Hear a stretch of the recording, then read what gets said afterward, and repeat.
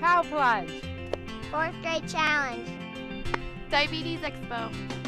As a key sponsor of Mustangs baseball and Chiefs training camp, Heartland is the #1 fan for a healthy St. Joseph.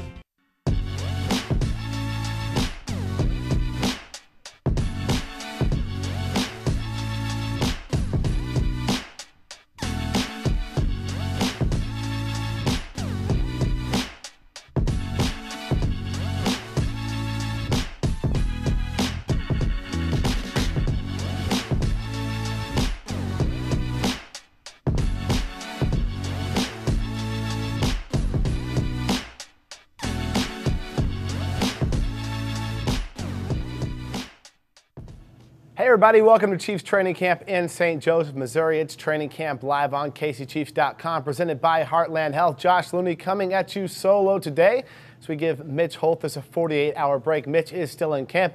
You remember yesterday he had that little cold that made him sound under the weather. Well, he's even more under the weather today, so we'll bring him back on Thursday when we are live again for our next show. A reminder, tomorrow is the Players' Day off. It is a break in camp, so no Chiefs live on Wednesday. So we'll be back with Mitch Holthus on Thursday afternoon. It's like the good old days with me here with you, kind of like when we broadcast solo out of a closet. But no, we're here with a nice set, and we've got more great exclusive training camp footage and news to share with you. On the top of the news agenda today, some bad news for rookie fullback Taylor Gentry. This is a guy I was very excited about coming into training camp. A great story in the back end of Taylor Gentry's career. Started off as a walk-on at NC State. Keep this in mind. Walk-on freshman, had one scholarship offer coming out of high school, and it was to Division II UNC Pembroke. So he walks on to NC State. As a true freshman, takes over the starting fullback job late into the season, earns a scholarship, becomes a 4-year starter for the Wolfpack. Is a special teams captain, leads the Wolfpack in special teams tackles for 2 years. I pulled all that together, and I think, well, it's a wide open job at fullback. You have Gentry, you have Shane Bannon, who was injured last season. I'm circling Taylor Gentry as a man to watch. He never got on the practice field here. An undisclosed injury, failed physical. He is out of camp. Gentry is no longer on the Chiefs roster. Kind of a surprise, really, because this is a guy that took part in OTAs and minicamp in their entirety. He even went to Joplin with the team, worked in my group on the house, and appeared healthy. Then something must have happened between them and now. Romeo Crennel did not want to get into specifics, but ultimately Gentry could not pass his physical, and the Chiefs have moved on. We'll get into what that means at the fullback position later in the show, but Shane Bannon, the only fullback in camp. A lot of people were concerned yesterday when they read the news that Junior Hemingway, the 7th-round wide receiver out of Michigan, left practice and was escorted by trainers into the locker room. Good news, bad news with him. The bad news is he'll miss tonight's practice. The good news, not a serious injury, just a strained groin muscle for Junior Hemingway. So you would expect him to be back in a few days. A little bit of other Chiefs news. Great news on the Brandon Seiler front. We know he missed the entire 2011 season with an Achilles injury. This is a guy who was on crutches yesterday with an ankle injury. You put two and two together, you're a little bit worried about what may happen with him, and he's going to come back. We talked to Romeo Crennel earlier today. He updated us on all of these guys, what to expect, and even called Brandon Seiler a spring chicken this morning. As we looked at the squad, a couple things occurred yesterday. Tony Hugo decided to retire. He was a tackle we picked up a couple days ago, and he just felt like it's best for he and his family if he retired. So he retired from the game, and you know, there's nothing we could do about that. And you know, you gotta have a desire, and you gotta have your mind clear and all your problems and things out of the way to try to play this game. And so after talking with his wife and family, he decided that he was going to retire from the game. So he did that. And we were working out a couple guys this morning to see if we can find a replacement. And so we'll do that. Taylor Gentry, the young man who's a fullback who hasn't been able to get on the field to this point because of the physical and meeting with doctors and things. He's not going to be able to pass the physical, and he's not going to be on the team for medical reasons. I will not talk about the reasons. I think that that's something that if he chooses to talk to you about them, he will. But he's not going to be passed on the physical, and so he no longer will be with us. The only other thing from yesterday is Junior Hemingway, got a muscle strain in the groin, and so we're going to have to rest him a little bit until he can get that strengthened and then get him back out there. Junior was working hard, just like all the guys are, and we think that he was making progress, and so this will set him back a little bit, but because he does work hard, I think that he'll be able to catch up pretty quickly. And if there was anything else, here we go. Something good. Brandon Albert, first day in pads yesterday. I think he enjoyed being out there in pads and had a good time, really. Because I asked him this morning if he was sore or anything, and he said, no, not really. He said he enjoyed the first day in pads, and he said, ask me in 10 days. So that was good. So, a little bit change in schedule today. They have a chance really to sleep in over lunch if they choose to, because meetings have been moved back an hour, and we'll meet with them this afternoon before we go on the practice field, and then we'll practice tonight. Gentry's exit puts the Chiefs roster at 88 players. You can carry 90 in training camp. Of course, yesterday, Tony Hugo unexpectedly announced his retirement. He's out of camp. That put the Chiefs at 89, and today, with Taylor Gentry ultimately not passing that physical, puts the Chiefs at 88. Romeo said there are some players here in camp working out. He's not sure what they're going to do at the fullback position. The Chiefs do have options.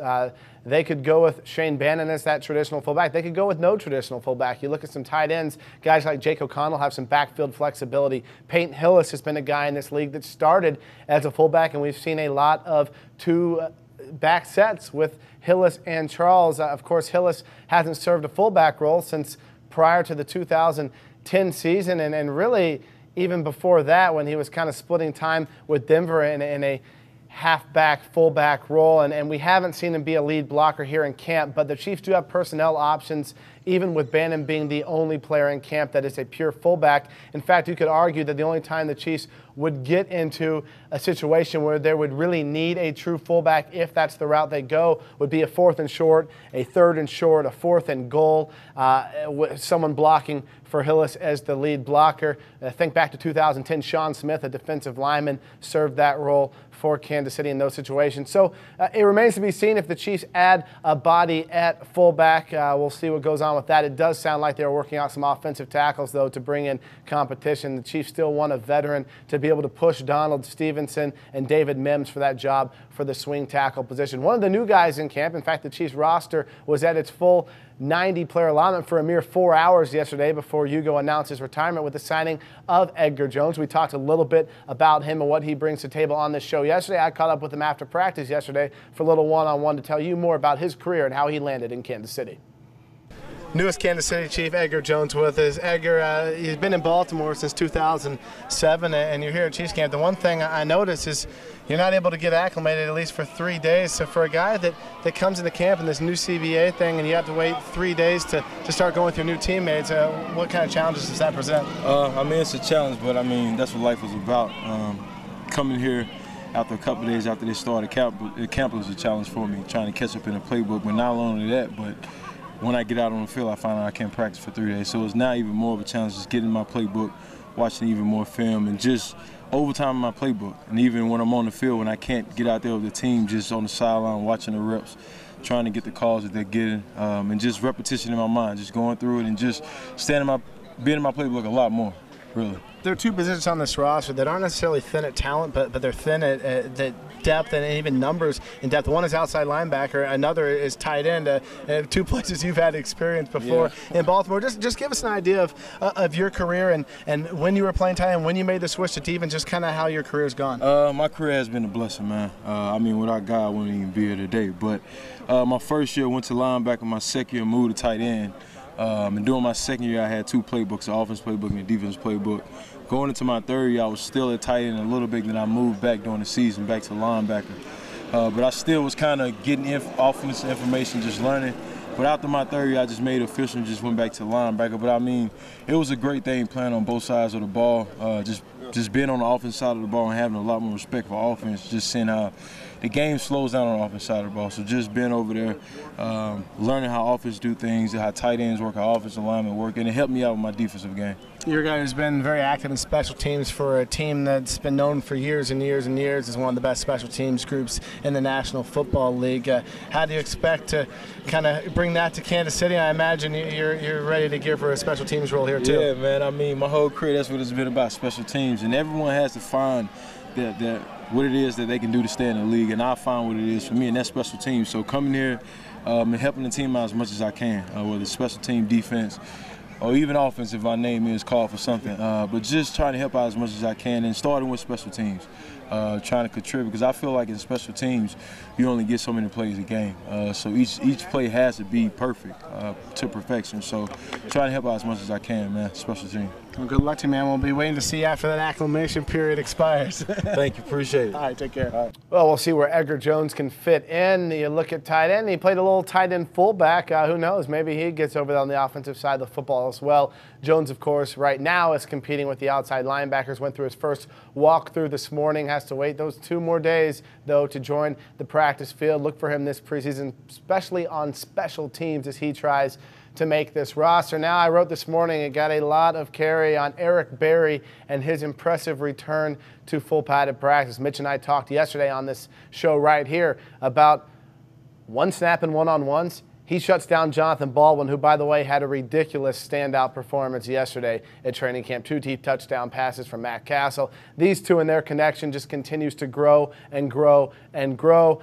We've talked about it all offseason. What I've wanted to see out of Jonathan Baldwin was him carry what he did during OTAs and non-padded practices into padded practices. He's done that so far. If he continues to do that, the next step for Baldwin is to do it in games and, of course, then regular season games. But Berry, besides Baldwin's spectacular camp thus far, did shut down the hot receiver in his first one-on-one matchup and then turned around and shut down Dexter McCluster. And Eric Berry yesterday took in his first full team activity. They held him out of 11-on-11 work on Sunday. Yesterday, he was back on the field with the #1 defense, took all the team reps with the first team defense and 11-on-11. I caught up with him afterwards to not only talk about shutting down Baldwin and McCluster the day before, but what it felt like to return to the practice field in full capacity.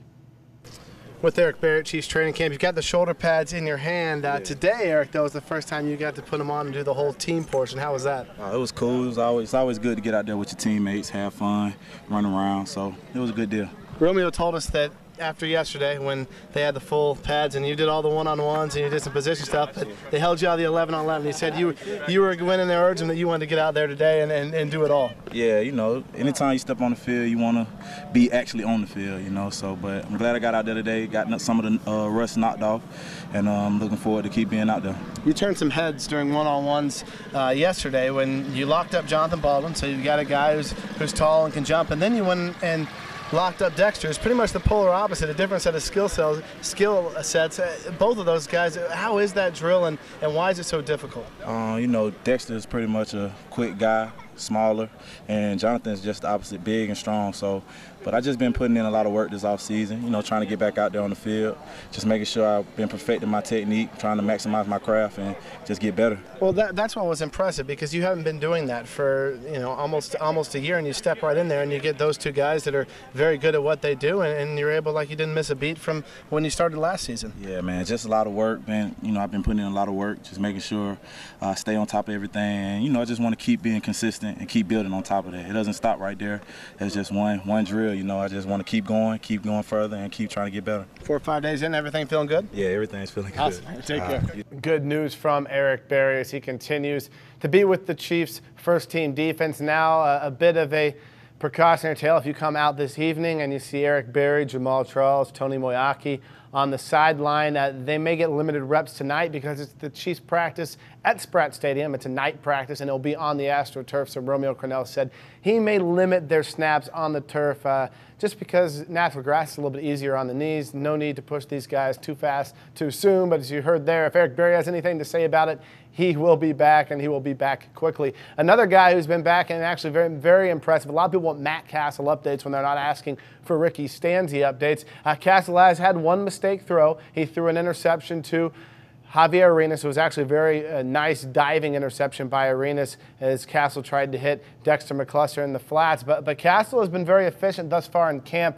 Very few mistakes, very few turnovers. Obviously, he's developed that relationship with John Baldwin. He seems very comfortable right now, and not a lot of people are talking about Matt's performance as they focus on the quarterback battle behind him between Stanzi and Quinn. Matt is entrenched as the starting quarterback this year. He's not facing competition for that job out of the gate. So he's here taking care of that first-team offense and blending in nicely. And he would be making headlines. You would hear from it if he was throwing interceptions. Instead, he's going out about his business. He's been efficient, and he's not necessarily making headlines, which is a good thing. In fact, we talked to Matt after practice today, and he was asked, is this the best offensive roster that he's had since his time with the Chiefs? I think you know what the answer to that question is.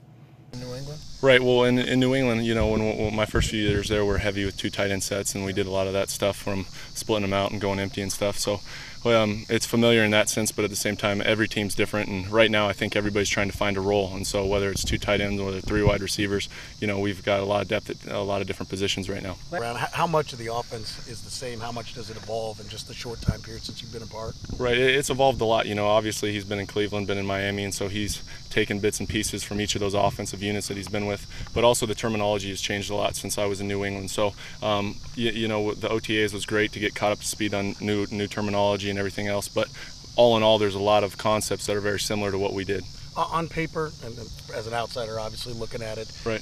It looks like once you have everybody in, you've got pretty much everything you could want weaponry-wise as a quarterback. I mean, does it look that way from where you're standing, that this is as good a personnel as certainly you've had since you've been here in Kansas City? Well, there's no doubt this is the best personnel group that we've had since we've been here in Kansas City. Now it's also about us coming together as an offensive unit. You know, you never know until you get out there and start going how you're going to mesh and everything like that. But like I said before, I think we're moving in the right direction, making progress each and every day, and guys are stepping up.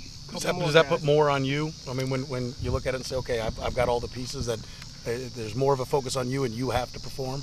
Not at all. I think it takes less pressure off me, you know, when you have guys around you. A lot of the quarterback position, if you can get those guys, if the ball in the playmakers' hands and let them make the plays, makes it a little bit easier on you. Matt Castle has a lot of targets between the 2 tight ends. We've talked about it on this show over and over. You don't have to be Rob Gronkowski and Aaron Hernandez to have the tight end set and be as effective as the New England Patriots. The fact the Chiefs, you could say, have a poor man's version of that duo in Kevin Boss and Tony Moeaki, which is just fine because if you've got guys who can stretch the field and give you options in the pass game, because Moeaki Boss, if you take out maybe the top 2, top 3 dual tight end combinations in the league, these guys are in that next tier, at the top of the next tier, and they can do a lot of the things that the top tier guys can do when paired with what a lot of these top tier teams that have, such as New England, Gronkowski and Harris, they don't have the run game that Kansas City has with Jamal Charles and Peyton Hillis. Lots of options for Matt Castle at the tight end position, lots of options out of the backfield. You talk about motioning Charles out and getting the ball to him in space. Peyton Hillis caught 61 passes for Brian Dable in 2010. The Chiefs haven't had a running back catch more than 60 passes since Priest Holmes back in 2002, 2003, and most of those are screen passes. As you remember, they love to get Priest out on the edge with Willie Rofe and Tony Richardson and those guys blocking in front of Priest. Those were all most of those are screen passes, though. Hillis is more of a guy who's a receiving threat out of the backfield. He'll do the 5 yards out. He'll sneak in out late with the delays. He'll burst out into the flats. And then we haven't even talked about Steve Breston, about Jonathan Baldwin, about the big name that's not here when he gets here, what is expected to be the Chiefs' #1 receiver in Dwayne Bowe. So Matt Castle, a lot of options to work with.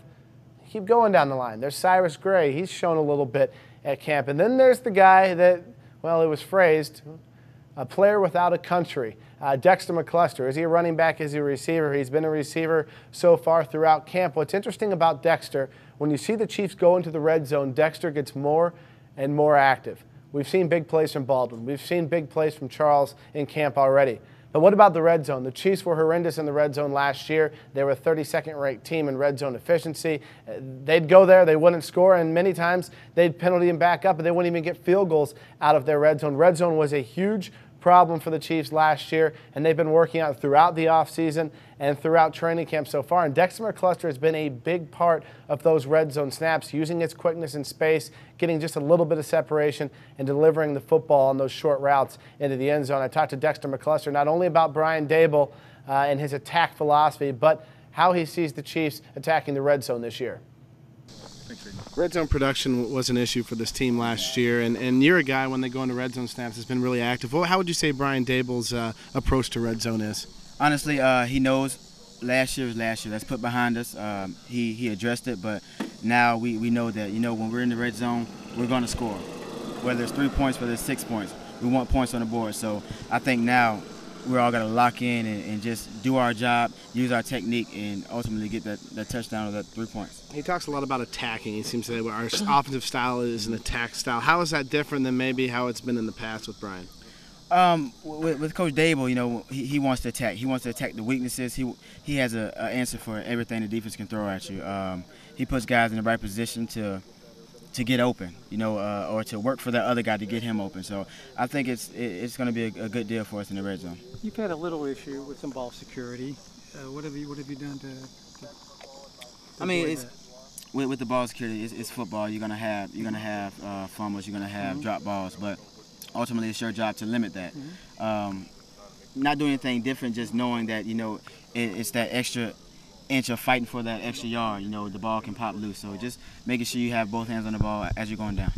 How exactly will Dexter McCluster be used this year? Right now it is out of the slot. Devin Wiley's competing there as well. If Wiley's able to ascend, you have more flexibility with McCluster in the backfield, but the running backs have looked great as well. Cyrus Gray with a couple good runs yesterday. The first day of full padded practice, Peyton Hillis gets loose in the open field and goes with a dual stiff arm to 2 different defenders, showing his strength. We haven't seen necessarily the world-class sprinter speed yet out of Jamaal Charles, but he hasn't had an opportunity to show it. What I've liked about Jamaal are his lateral movements that he's been able to do. Cyrus Gray has shown great recognition in the zone cut and the zone rushing game that Brian Daboll is bringing more and more of to the Chiefs offense this season. If everyone's healthy, Dexter McCluster can be the ultimate wild card. If their injuries do occur, a guy like Wiley isn't able to be more than a special teams guy. Cyrus Gray had a hamstring through the majority of off-season practices.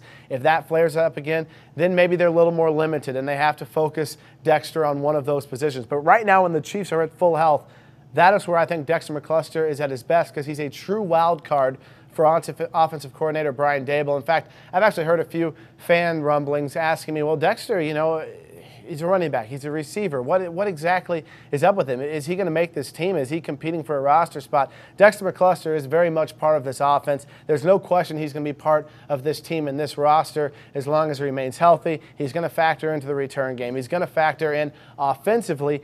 It's just how versatile will he be this year? I think it depends on the things around Dexter. He can do so many things, and Brian Daboll has such a history of taking players like Dexter McCluster. Think Reggie Bush last year.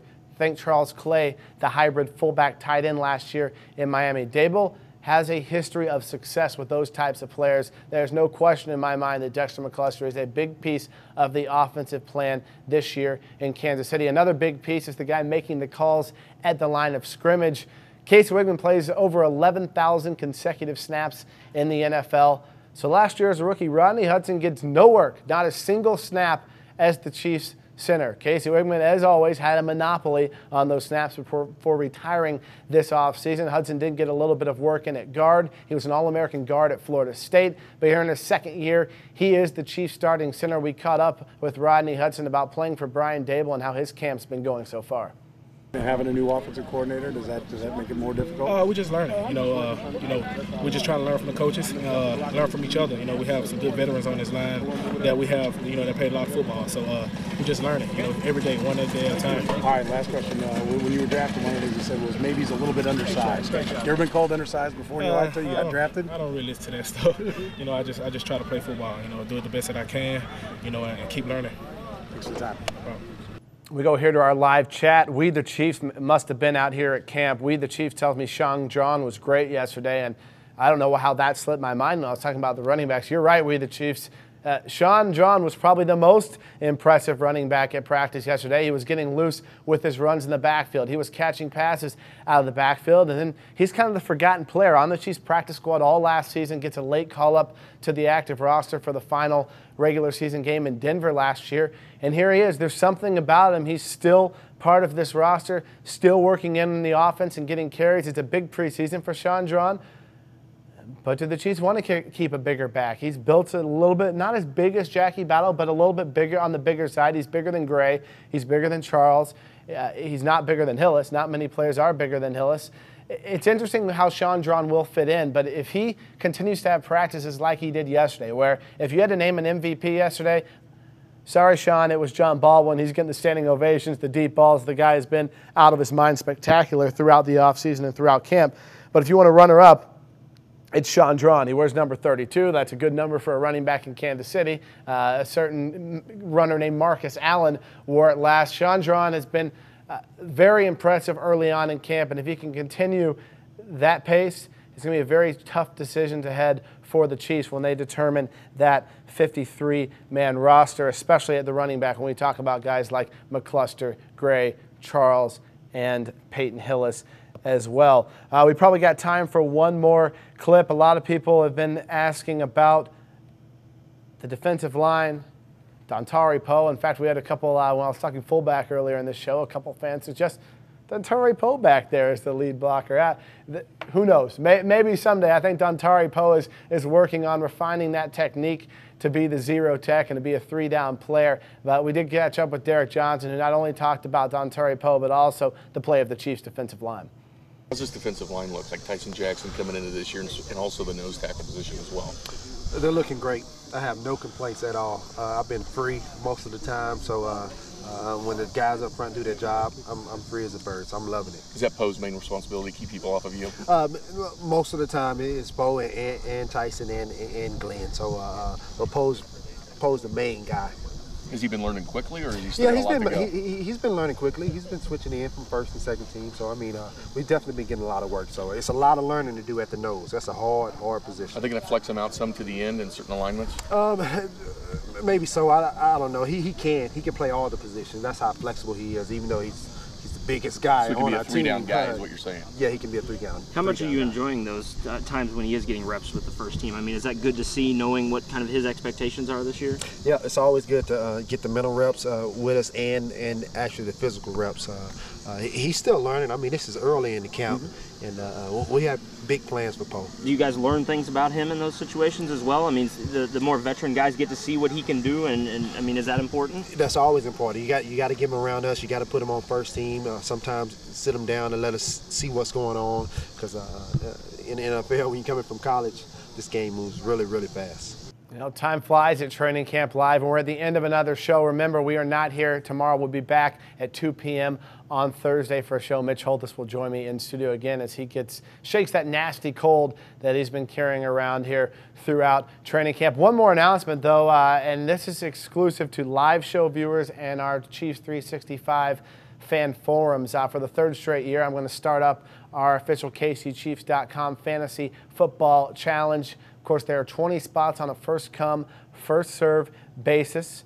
I will let you know on this show. Keep watching when that will open up. I'll also post a message in our fan forum, so keep checking back there. I'll probably make the announcement this weekend, probably Sunday, and then sign-ups will probably start about a week from there. So be king after that Arizona Cardinals game. Remember, it's first come, first serve. It's a 20-team league, but it's really about 16 teams because I've got a squad in there. Our man B-Rad's got a squad in there, and I take the first and second place finishers from each year, and they get automatic entrance into this free league as well. Why should you be in it, and why is it a first-come, first-served league, and why is it 20 teams? Why are there so many teams? We want as many people to participate as they can. However, these leagues fill up in about, I think it was 3.5 minutes last year. It was full. Reason being, the champion of the league every year gets 4 tickets to the game of their choice and 4 sideline passes to that game. It's free to enter. All you got to do is win a fantasy football league with a bunch of Chiefs fans. Pretty cool. Our second and third place winners got 65 TP t-shirts this past year. It's an awesome deal, so be checking. I don't tweet about this stuff. I don't write about this stuff. It's exclusive for our everyday fans just like you who watch Chiefs Live, who come to the fan forums. We want to give you a little something for being so loyal to this show. We'll see you on Thursday, 2 to 2:30 right here on KCChiefs.com. Cow Plunge. 4th grade challenge. Diabetes Expo. As a key sponsor of Mustangs baseball and Chiefs training camp, Heartland is the #1 fan for a healthy St. Joseph.